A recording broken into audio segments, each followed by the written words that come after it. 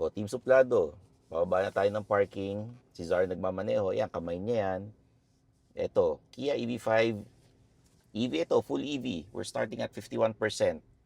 Yan, nakikinig pa kami ng Underpaid Podcast. Ayan, pababa. Oh. Yan. Minsan kasi may mga parking tayo na yung ano, paikot-ikot, parang sa mga mall. Di ba, Zar? Oo nga. Ano dito, maraming nasistress sa parking namin. Kasi nga, makitid at saka zigzag talaga siya. Mamaya makikita nyo, meron talagang pa-slope talaga. Yan, pababa na naman tayo. Madali lang naman actually pag sanay ka. Pero pag yung bago ka lang nakapunta rito, medyo maninibago ka lang. Mas madali kumpara sa mga mall, di ba? May mga mall na pwede ba nating banggitin? Huwag na. Di ba? Basta dyan sa may North EDSA.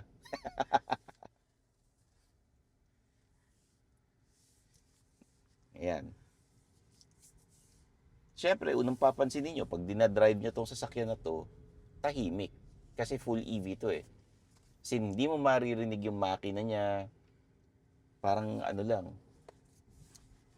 Parang yung aircon na tahimik, ganun. Mas maingay pa nga itong aircon sa kotse. Yun lang. Oh, eto na. Malapit na tayo. Eto na yung Ito yung pinakapababa na ano, malalim. atras daw ako. Oh. Yan, ang linaw ng camera, 'di ba? Yung camera na 360. Kikita mo yung parking assist nandiyan diyan, 'di ba? Oh, malinaw. Okay, eto na. Yung Hmm. Mount Timog. Ayan, tingnan mo Yan, naman. oh. Ganyan, pababa. Oh. 'Di ba? Para kang nasa roller coaster. Actually, paakyat din. Di naman ako nahihirapan. Okay. Yan. Magkakaalaman ng power ng sasakyan. Okay, dito na tayo sa ano, Timog. Ayan. Ikaw So na. ako naman magdadrive para makita ninyo.